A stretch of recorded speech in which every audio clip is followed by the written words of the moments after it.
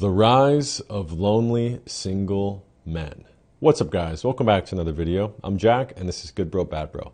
Today we're going to be going over an article I stumbled across that is getting a lot of traction online. It's called The Rise of Lonely Single Men, Dating Apps, and a Drastically Changing Relationship Landscape. There are three key points to the article. Dating opportunities for heterosexual men are diminishing as relationship standards rise. Men represent approximately 62% of dating app users, lowering their chances for matches, and men need to address skill deficits to meet healthier relationship expectations. So this is something that has been going on for a long time now, guys. There's been a steady increase in single, lonely men. There's also been a steady decrease in sex.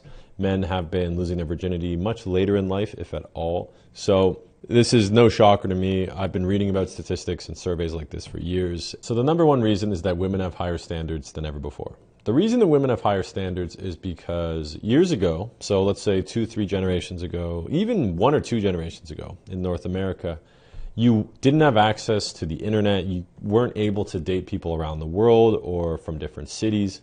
And it was much more common to meet people in real life. So most people met through school, work, or just proximity, right? Introverted women would have to force themselves into social situations because if they didn't leave the house and they didn't get dragged out into public spaces by their friends, then they would still be single, right? So even the women that were introverted, shy, and did not want to leave the house, they were forced out to roller derbies, bars, music venues, even coffee shops. And then all they had to do is just kind of sit there and wait for a guy and go say hi to them and boom, relationship. Now, it even got to the point where some women would have to actually approach men, hit on them, say hi to them, which was much more common back in the day. And because of that, what happened was people that lacked social skills, had social anxiety or whatever you want to call it, they still had to force themselves to go out and meet people. And it was usually done through mutual friends. Most relationships start through mutual friends, whether it's through coworkers, classmates, neighbors, or people that you grew up with. It's usually somebody that's very familiar and is not a total stranger. Now, there are exceptions. You can meet people by cold approaching in public, while traveling, or while going to an event by yourself. But that was much less common back then. And what happened was, as online dating took a presence, people started registering for dating websites. So eHarmony, Christian Mingle, all that stuff like that. But it was usually older people that had experienced dating in the other world that were now burdened by the reality of life, the weight on their shoulders of having a full-time job, getting out of divorce, having kids, and literally not having time to go out. So online dating came into the market, and it was very useful because for a lot of working professionals, it offered a solution to their problem of needing somebody that they can meet that they haven't already ran into because, like I said, most people knew each other back in the day. What ended up happening was the same thing that we've seen happen with social media. It starts out with a YouTube video. Now it's a shorter YouTube video. Now it's an Instagram video. Now it's a TikTok. Now it's a story. Basically, you take something and you just keep making it more and more and more to the point until it's just immediate information everywhere. Same thing applies to dating apps. What used to be a very long, mundane process of filling out information all of a sudden became summarized in very simple bios, very simple profiles, and yes or no swiping. So in addition to this, it appealed to the younger demographics because obviously younger people, they have a much lower attention span than older people do because of the internet and social media. So now what happened is you have all these people with low attention spans essentially relying on these online dating apps, and they became very popular. And for a couple of years, they worked very good because they were still new. And when something is new, it takes a while for it to be figured out, for it to get oversaturated, and for it to become ineffective. Another example of this is Facebook ads. When Facebook ads first came out, you could spend a couple dollars and make 100 times ROI on your investment because Facebook was still trying to figure out how much they should charge for ads. They were deciding who we can show them to, how much it should cost. But now Facebook ads are much more expensive than they were, probably 10, 15 times as much as they were just a couple years ago, because now Facebook knows who to show stuff to, how much they can actually make from it, etc. Same thing with dating apps. They all start free.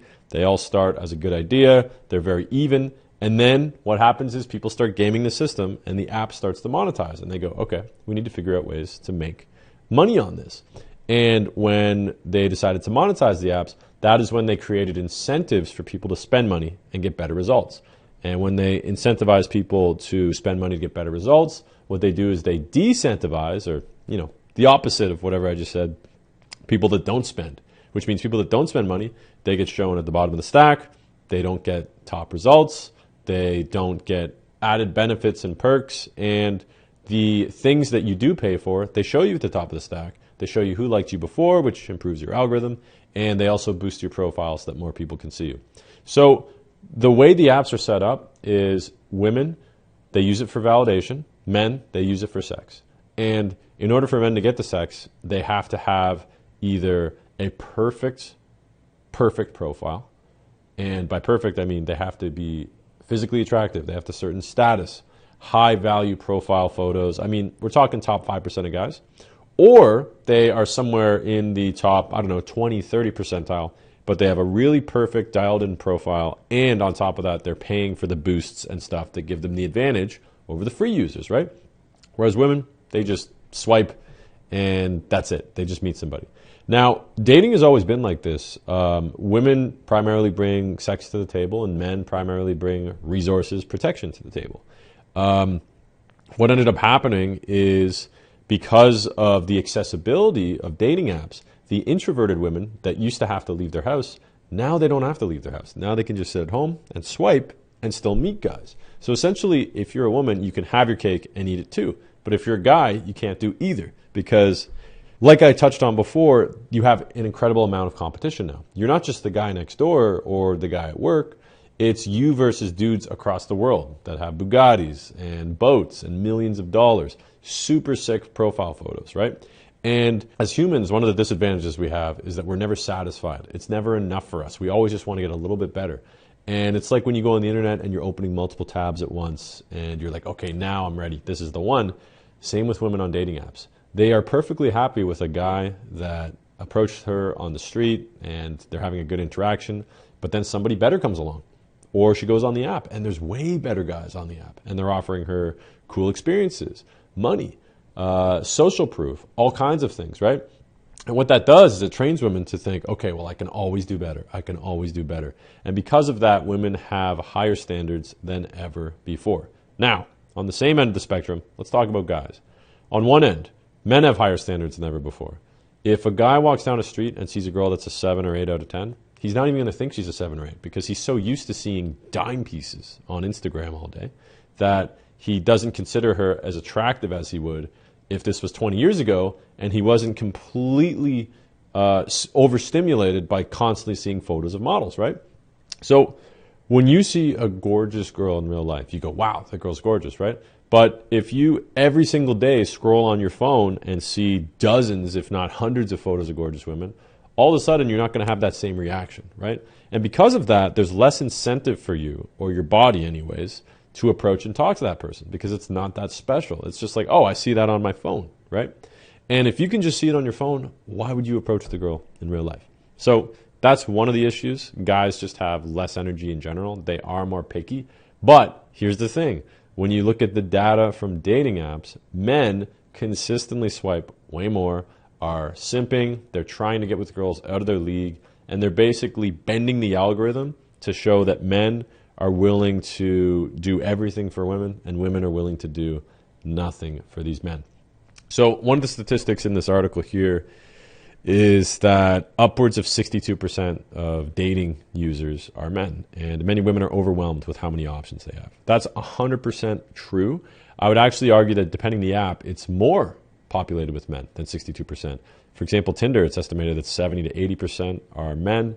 And of the women that are on the app, a lot of them are bots, which means they're not actually real profiles. They're just set up to, get money out of men. The next thing we have here is relationship standards. With so many options, it's not surprising that women are increasingly selective. And one of the reoccurring themes for women between age to 25 to 45, they prefer men who are emotionally available, good communicators, and share similar values. Okay, well, here's something about 25 to 45-year-old women. First of all, that's a big range. I'd narrow it a little bit, but after a certain age, women realize that there is a much more limited timeline for them to meet high-quality men. So what I mean by that is, most women, they want to have children by around 30. And before you have children, you need to have a household. And in order to have a household, you need to have a mortgage. And in order to get a mortgage approved, especially in a nice area, you need to either be making a lot of money or you need to partner up with somebody, aka get married. All of that falls in together. So if a woman has, a certain peak window for the most possible options, she's going to become much more self-conscious about that as she approaches 30, which means her prospects are much more narrow, but she will be way more selective with them, because if it isn't a good prospect, it really hurts her market value when it comes to dating. So because of that, women are super picky. Now, this is just in general, right? But now, because of dating apps and all the aforementioned stuff above, exact same thing is causing major problems. Now, upwards of 45, that's a whole different thing. We'd have to talk about that another day. Back to men. Skill deficits. For men, this means a relationship skill gap that, if not addressed, will likely lead to fewer dating options, less patience for poor communication skills, and longer periods of being single. The problem for men is that emotional connection is the lifeblood of healthy long-term love. Emotional connections require all the skills that families are still not consistently teaching their young boys. I mean, that's definitely a part of it, but that has nothing to do with why men are lonely and single. So let's jump on that. Why are men so lonely and single? The reason men are lonely and single is a combination of a bunch of things. But in addition to women having higher standards, men just aren't having as high standards for themselves as they used to. They still have certain standards for women, but they don't take action in their own lives, okay? We have seen an increased popularity in video games, masturbation, consuming internet conversations and topics and whatnot. But we've seen a decreased amount of guys going to the gym, participating in sports, groups, clubs. And all of that was exaggerated even further because of the pandemic over the last 2 years. So you have a bunch of guys that are used to staying inside their house, being lonely by themselves, and that connectivity to other people that they crave and desire, the only way they actually get that now is from people on the internet. And that's one of the good things about the internet, right? It started out as a way that people could escape from the real world. But now, ironically, the internet consumes us so much that real life is a way that we escape from the internet. But back to why guys are lonely, all these guys that have this internal desire to be loved and liked by everybody and be part of a community, camaraderie from other brothers, they get all that fulfillment by going on the internet, because there's Discord servers, there's live chats, there's forums, there's a place for just about every type of person. If you love basketball, or if you love screenwriting, or if you love yoga, there's a whole forum of lonely guys that will talk to you about it on the internet. And then in video games, naturally, you're talking with other people. So what ends up happening is men don't realize they're as lonely as they actually are, because they have this artificial stimulation and connectivity because of the internet and social media. So that's the real reason. In the context of dating, though, women's standards are going up, but men's standards of themselves are not going up, okay? And one of the biggest things that is out of men's control is height, because back in the day, women were limited to, okay, well, this is what's in front of me, this is who I will date. And I don't mean as in like, it has to be this guy, but like, there's no measuring tape for how tall he is. There's no like little digital sign next to his head that says how much money he has. But now you can request and see all that on the internet, because dating profiles, you list your heights, you can list your occupation, you can list your salary, or, it's implied by whatever your title is.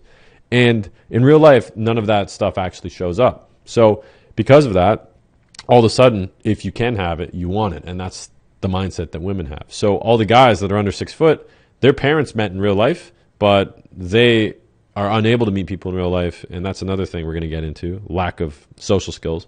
But automatically, they are not shown to 60 to 70% of women on dating profiles, because it has to be that certain height. And that really discourages men. It makes men not believe in themselves and forces them to kind of either go on a really big improvement journey or check out from society. And guess where guys that check out from society go? They go on the internet, they play video games, and so on and so on. The next thing is the skill deficit, okay? As we go into an artificial mechanic computer world where you can go on the internet and be around other people, and you no longer have to do those things in real life, as humans that are slaves to convenience, we are like totally okay with that. We're like, wait a second, I could order it and it shows up at my doorstep. I don't have to go and talk to anybody. Done. I mean, most guys can't even call a dentist to book an appointment because it's too much work for them. They're so used to doing everything over a cell phone or an email or filling out a form. We've basically become absolute suckers for convenience. And one of the greatest inconveniences is talking to people that you don't know, going and saying hi to somebody. I mean, I'd have to double check this, but from what I understand, besides heights, like fear of heights, the greatest fear in the world is public speaking. People just hate talking in front of others. They hate being judged. They hate being wrong or looked at weird, awkward. And that makes total sense as it translates to why guys are terrified of approaching and talking to women in real life. So we now live in a world where the best odds that you have to not be a lonely single male is to approach women in real life. But men aren't doing that because they don't have the confidence. They don't have the social skills. It's something that isn't common anymore for guys to hang out in groups or social settings. And the repercussions of being socially awkward 10, 20, 30 years ago is that you are a loner for your entire life, which forced you out. But now if you stay in, you go on your online thing, you see all the faces, it doesn't feel like you're being forced out. It doesn't feel like you're as lonely as you really are. And it's just enough that it keeps you inside and forces you, or prevents you rather, from making change. So this article touches on a little bit of stuff, but essentially what it boils down to is that guys are just not as high quality as they used to be. There are high quality guys, but it's just a very small percentage of them. And this is because there's too many distractions. There's too many things that are stimulating what it's like to be around others, even though it's fake. And women have higher expectations than ever before. You combine this with people already not being good at talking to others and socializing in conjunction with the pandemic going on, and it makes total sense why so many men are single and lonely.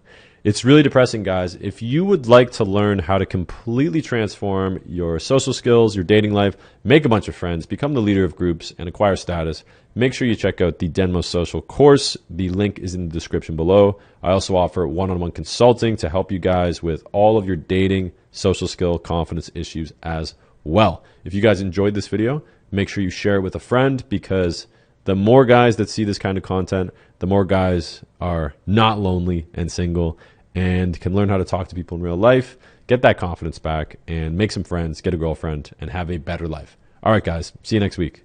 Peace.